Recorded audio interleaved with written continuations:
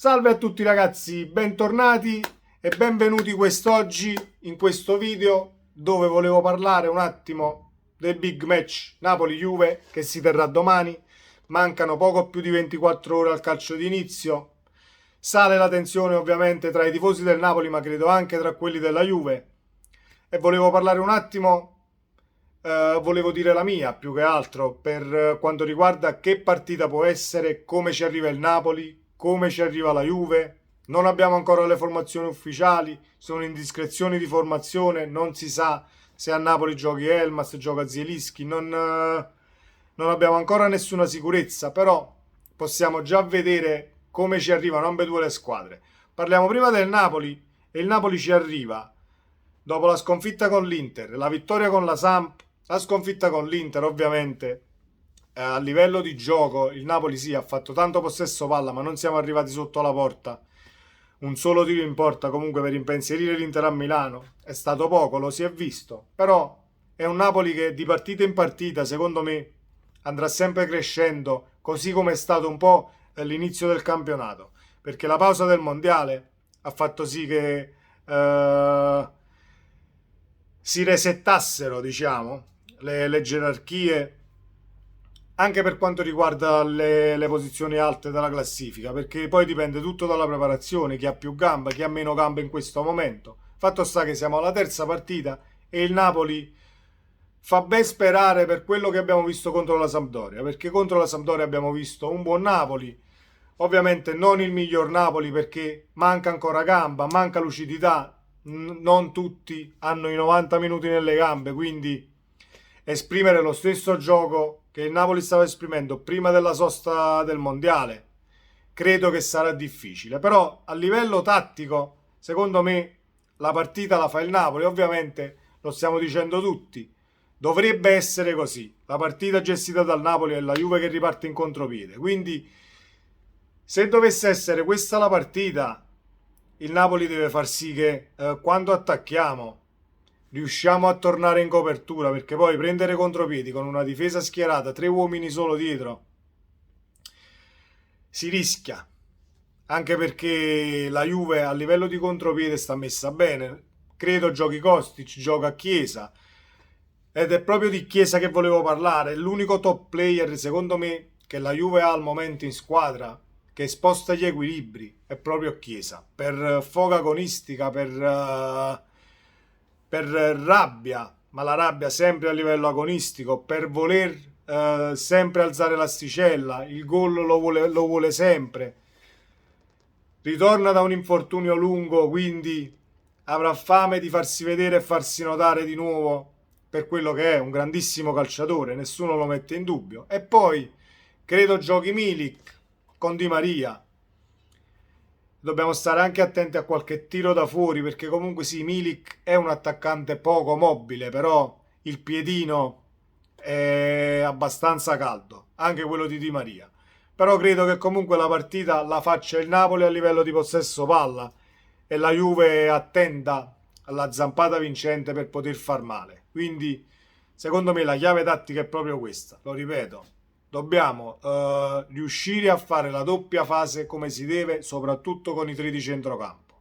Quindi non lo so chi giochi, non lo so se gioca Zielinski, se gioca Elmas. Il dubbio di Spalletti secondo me è solo quello, tra Zielinski ed Elmas. Io non saprei chi scegliere, potrei dire Elmas perché forse a livello di interdizione mi potrebbe dare di più, però poi perdo forse un po' di qualità perché Zielinski comunque con i piedi non è Elmas, ha i piedi migliori di Elmas, lo sappiamo tutti, però c'è anche da dire che fuori condizione Piotr non la rischia la giocata, fa sempre il compitino più semplice, quindi io punterei su Elmas anche perché ho visto che contro la Samp quando si trova con Quara a sinistra, le marcature avversarie si devono per forza dividere perché Elmas comunque è uno che ti punta, è uno che cerca la profondità,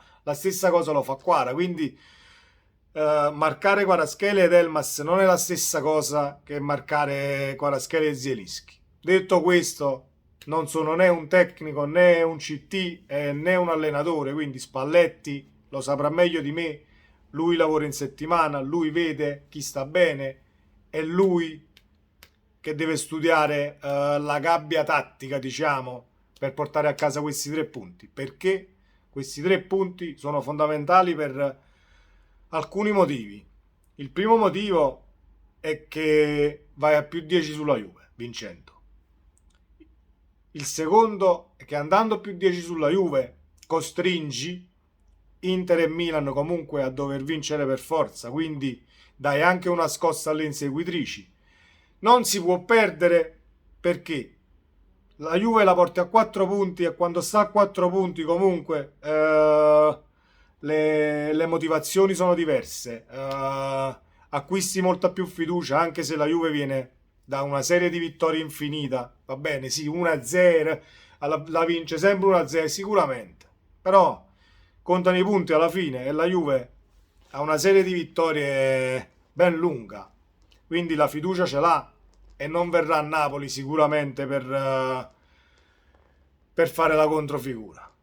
Sta al Napoli gestire la partita in maniera eccelsa e dettare legge come ha saputo fare nella prima metà del campionato.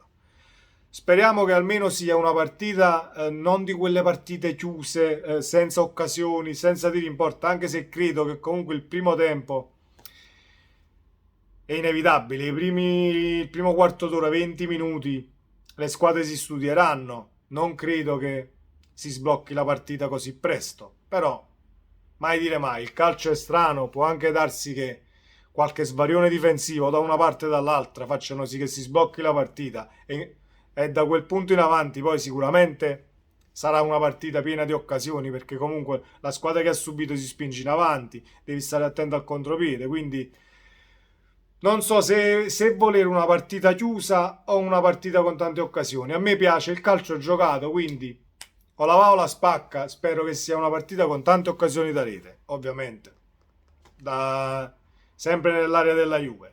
Poi se la Juve riesce a creare qualche occasione, staremo lì pronti a rimandarla al mittente.